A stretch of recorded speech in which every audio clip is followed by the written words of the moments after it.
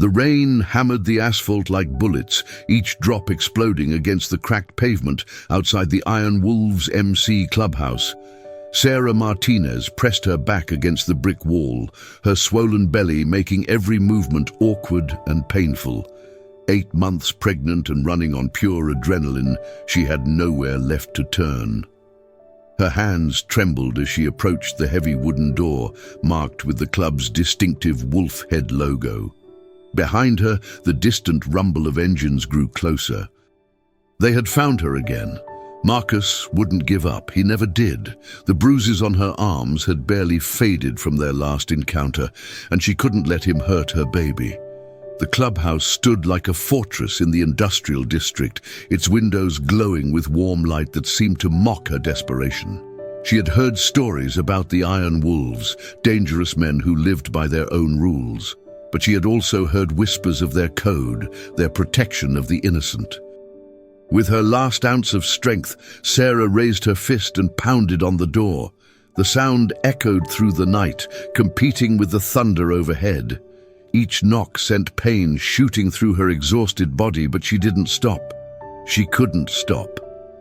"Please," she whispered to the door, her voice barely audible over the storm. "Please help me." The engines were getting closer now, their distinctive roar cutting through the rain. Sarah's heart hammered against her ribs as she pounded harder, her knuckles raw and bleeding. Time was running out. In the distance, headlights swept across the street, searching. The door remained closed, but she could hear movement inside. Voices, heavy footsteps. Someone was coming. Sarah closed her eyes and prayed to whatever gods might be listening that she had made the right choice. Tank Morrison had been nursing his 3rd beer when the pounding started. The massive enforcer of the Iron Wolves looked up from his cards, his scarred face creasing into a frown. The sound was desperate, frantic, not the confident knock of law enforcement or the casual rap of a friend. "You expecting someone?" asked Razor, the club sergeant-at-arms, his hand instinctively moving to the knife on his belt. Tank shook his head, rising from his chair with surprising grace for a man of his size. The pounding continued, growing weaker but more urgent. Through the security camera monitor, he could see a figure hunched against their door, small, feminine, clearly in distress. "It's a woman," Tank announced to the room. "Pregnant." The clubhouse fell silent except for the rain and the distant rumble of approaching motorcycles. President Jake Viper Sullivan stood from his position at the head of the table, his steel-grey eyes narrowing as he studied the monitor. "She's running from something," Viper observed, noting the way the woman kept looking over her shoulder. "Or someone." The pounding stopped abruptly, replaced by a weak voice barely audible through the heavy door. Tank's enhanced hearing caught the word "please," and something inside his chest tightened. He had seen enough desperate people in his life to recognize genuine terror. "Open it," Viper commanded. Tank's massive hand turned the deadbolt, and the door swung inward. The woman nearly collapsed into his arms, her dark hair plastered to her head by rain, her clothes soaked through. She was young, maybe mid-20s, with intelligent brown eyes now wide with fear and exhaustion. "Help me," she gasped, her hands protectively cradling her swollen belly. "Please, they're coming." Tank caught her as her knees buckled, his gentle touch contrasting sharply with his intimidating appearance. Sarah found herself surrounded by leather and chrome, the scent of motor oil and cigarettes filling her nostrils.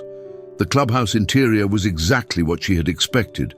Pool tables, bar, motorcycle memorabilia covering every wall.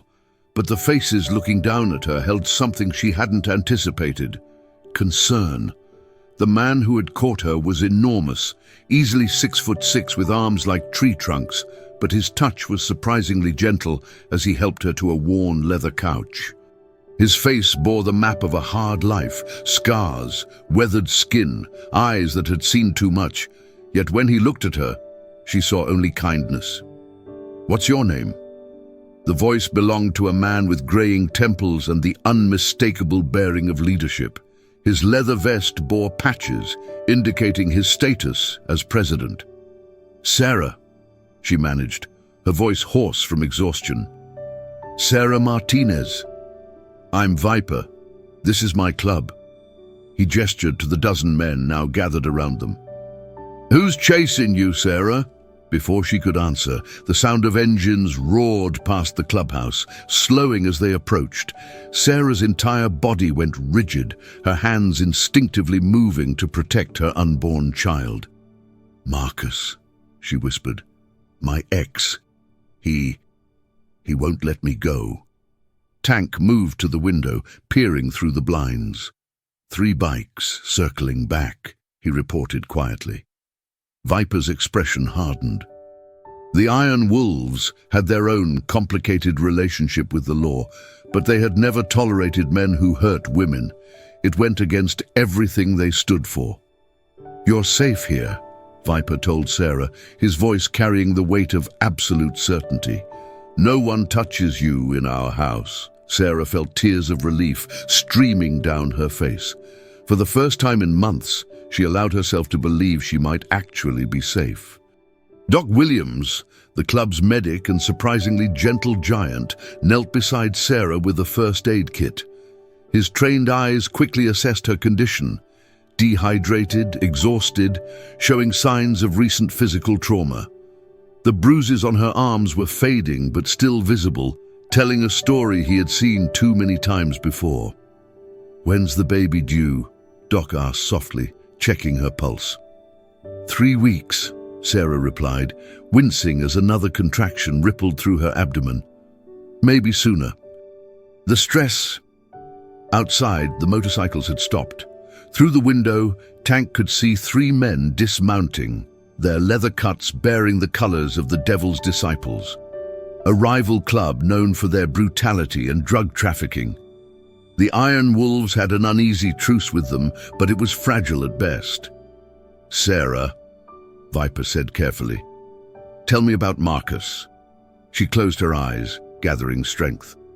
"Marcus Delacroix. He's the enforcer for the Devil's Disciples. We were together for 2 years before I found out what he really did. The drugs, the violence, the women he hurt."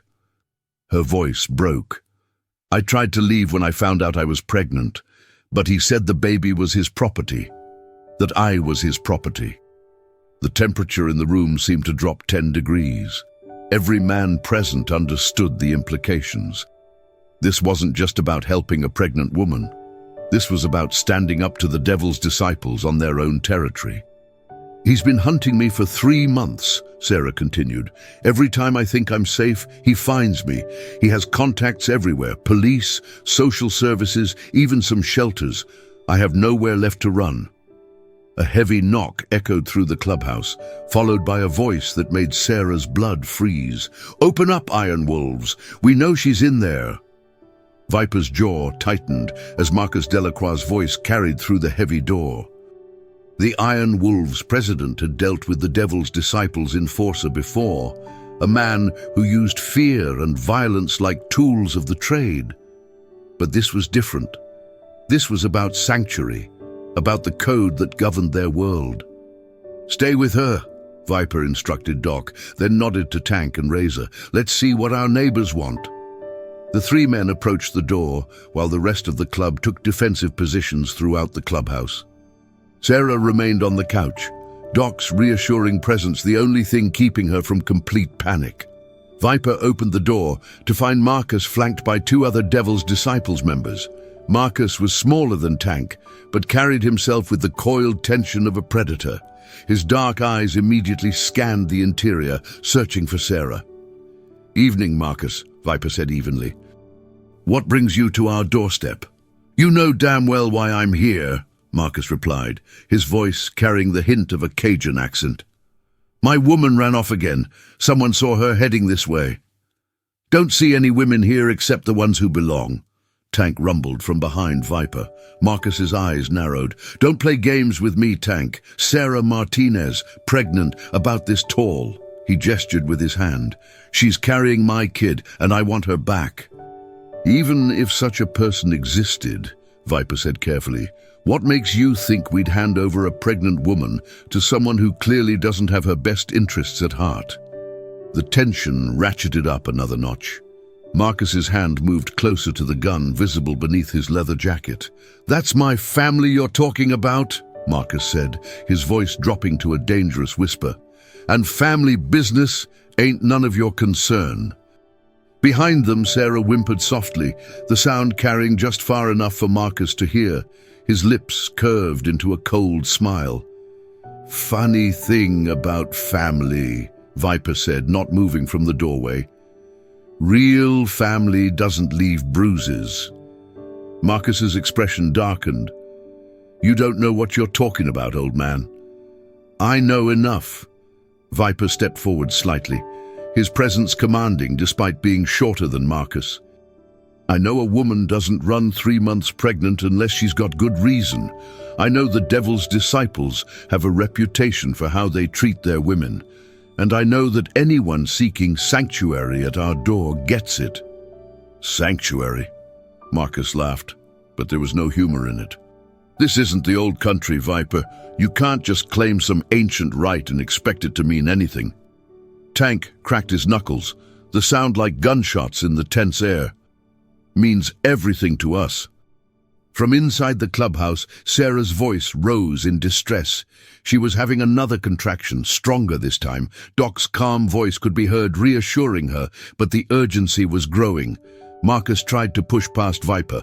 "That's my kid in there. You have no right." Tank's massive hand landed on Marcus's chest, stopping him cold.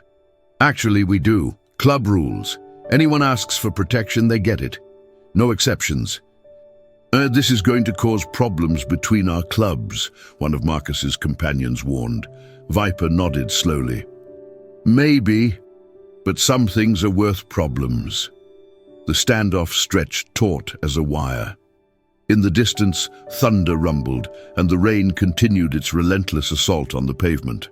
Sarah's labored breathing could be heard through the open door, each sound making Marcus more agitated. "This isn't over," Marcus finally said, backing away from the door. "That's my blood she's carrying." "I'll be back." "We'll be here," Viper replied simply. As the Devil's Disciples' engines faded into the night, the Iron Wolves gathered in their meeting room. The atmosphere was grim but determined. They all knew what they had just committed themselves to, a potential war with one of the most violent clubs in the region. "Doc, how's she doing?" Viper asked. "Contractions are getting stronger," Doc reported, wiping his hands on a towel. "The stress isn't helping. She needs rest, but more than that, she needs to feel safe. Right now, she's terrified they'll come back." "They will," Razor said grimly. "Marcus doesn't give up easy, and the Devil's Disciples don't like being told no." Viper studied the faces around him.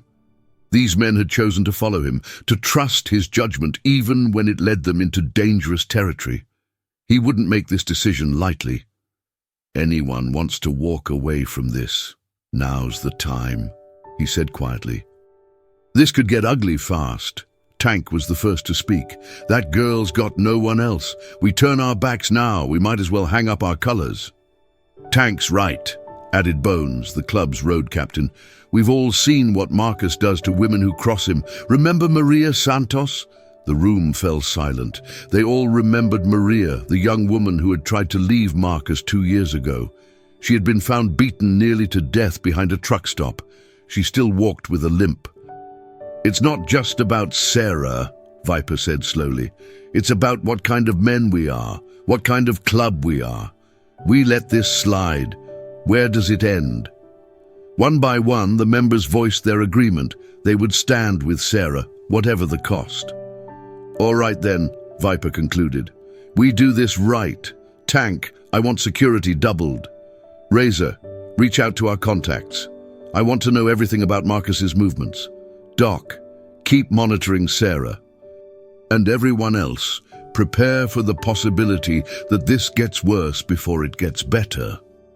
The next morning brought unexpected visitors. Sarah woke on the clubhouse couch to the sound of multiple motorcycles pulling up outside. Her heart raced until she heard Tank's reassuring voice. "Easy, darling. These are friends." Through the window, she could see a group of women dismounting from their bikes. They wore leather jackets with patches reading Iron Wolves MC and property of, but their bearing suggested they were far from helpless accessories. The door opened to admit 5 women, led by a striking blonde in her 40s with intelligent blue eyes and an air of quiet authority. This was Linda Sullivan, Viper's wife and the unofficial matriarch of the Iron Wolves family. "Heard we had a guest," Linda said, her voice warm but assessing as she looked at Sarah. "I'm Linda. These are the other old ladies." Sarah had heard the term before, the wives and long-term girlfriends of club members, but these women carried themselves with confidence and strength that surprised her. "We brought supplies," announced Maria, Tank's girlfriend, holding up several bags. "Clothes, toiletries, some food that won't make you sick." "And this," added Jenny, Razor's wife, producing a small device. "It's a panic button. You press it, every Iron Wolf in the city gets an alert with your location." Sarah felt overwhelmed by their kindness. "Why are you doing this? You don't even know me." Linda sat beside her, her expression gentle but serious. "Honey, we've all been where you are in one way or another. Maybe not exactly the same, but close enough. These men might be rough around the edges, but they don't abandon family. And right now, you're family." Besides," Maria added with a grin, "we've been looking for an excuse to mess with the devil's disciples for years." For the first time since arriving, Sarah managed a genuine smile. Marcus Delacroix paced the devil's disciples' clubhouse like a caged animal, his fury barely contained. The rejection from the Iron Wolves had been a public humiliation, and worse, it had been witnessed by his own men. In their world, respect was everything, and his had taken a serious blow.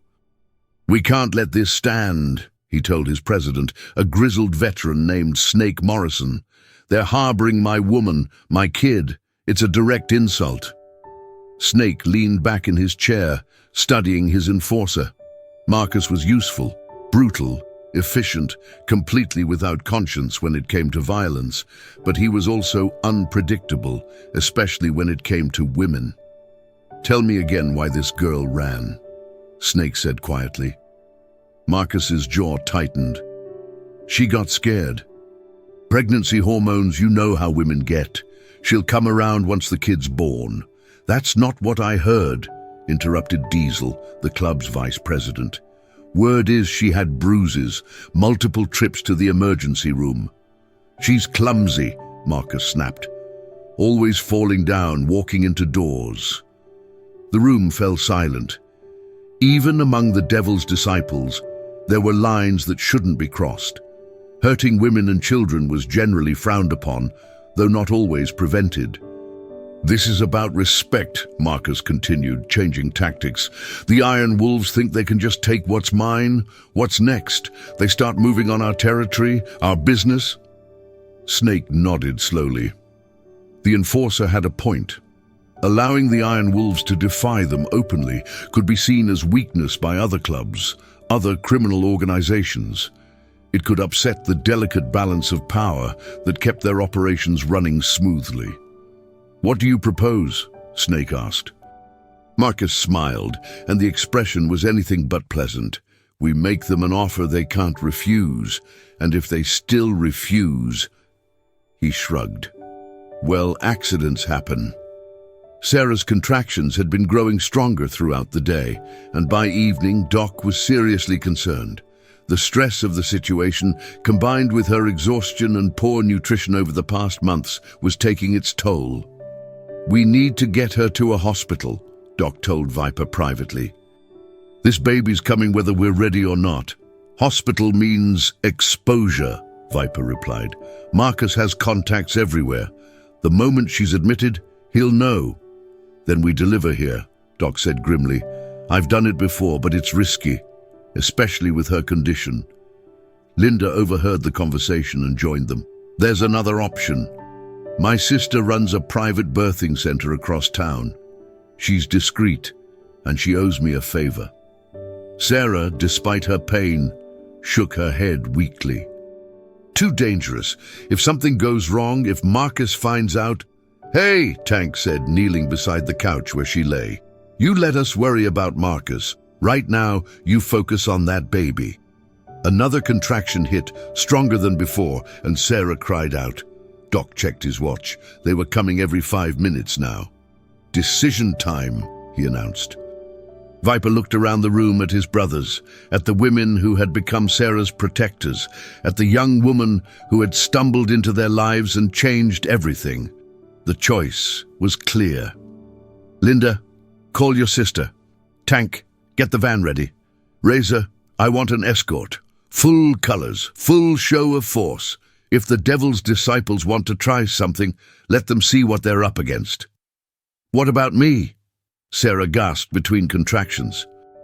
You, Viper said with a rare smile, are going to have a baby, and we're going to make sure you both come through this safe. The convoy that left the Iron Wolves clubhouse looked like something from a movie. Tank drove the van with Sarah and Doc in the back, while Linda rode shotgun, constantly monitoring Sarah's condition.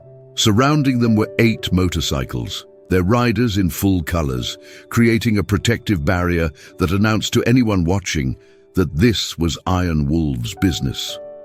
Sarah lay on a makeshift bed in the van, her contractions now coming every 3 minutes.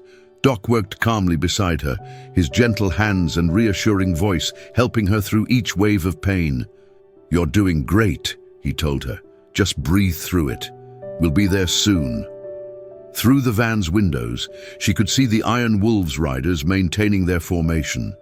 These men, who barely knew her, were risking their lives to protect her and her unborn child. The thought brought tears to her eyes. Why? She gasped during a brief respite between contractions. Why are you all doing this? Tank's voice carried back from the driver's seat. Because it's right. Because you asked for help. Because that's what family does. But I'm not family. I'm just... You became family the moment you knocked on our door, Linda interrupted. That's how it works with us. The birthing center was a converted Victorian house in a quiet residential neighborhood. As they pulled up, Sarah could see Linda's sister, Dr. Rebecca Chen, waiting with a wheelchair and a small medical team. Any sign of trouble? Viper asked through Tank's radio. All clear, boss, but stay alert. This feels too easy. As they transferred Sarah from the van to the wheelchair, she grabbed Tank's massive hand. Thank you, she whispered. Thank me when you're both safe, he replied. But even as they wheeled her into the birthing center, Tank couldn't shake the feeling that they were being watched. Somewhere in the darkness, Marcus was planning his next move. 3 hours later, Sarah's daughter entered the world with a cry that seemed to fill every corner of the birthing center.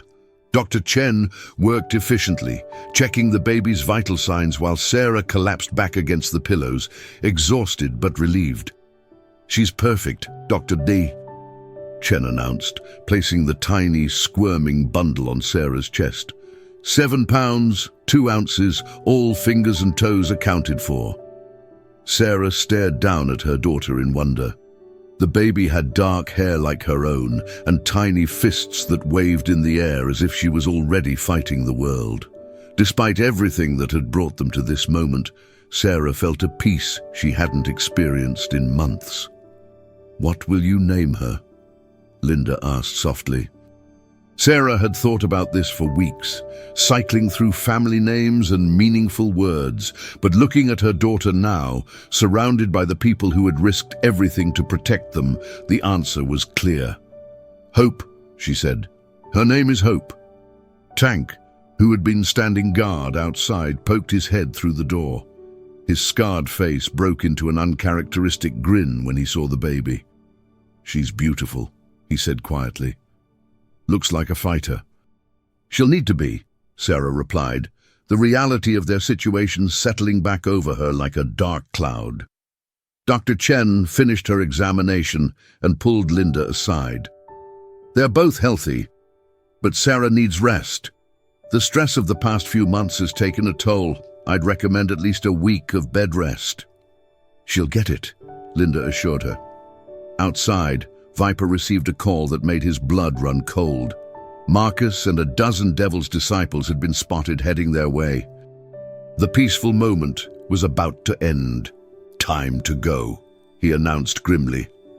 The Iron Wolves had barely gotten Sarah and Baby Hope back to the clubhouse when the Devil's disciples arrived in force. This time, Marcus hadn't come to negotiate. He had brought 15 men, all armed, all ready for war. This ends tonight, Marcus called out as his men spread across the parking lot. Send out Sarah and my kid, and nobody gets hurt. Inside the clubhouse, the Iron Wolves had taken defensive positions. Sarah sat in the back room with Hope, surrounded by the club's women, while the men prepared for what could be their final stand. Your kid?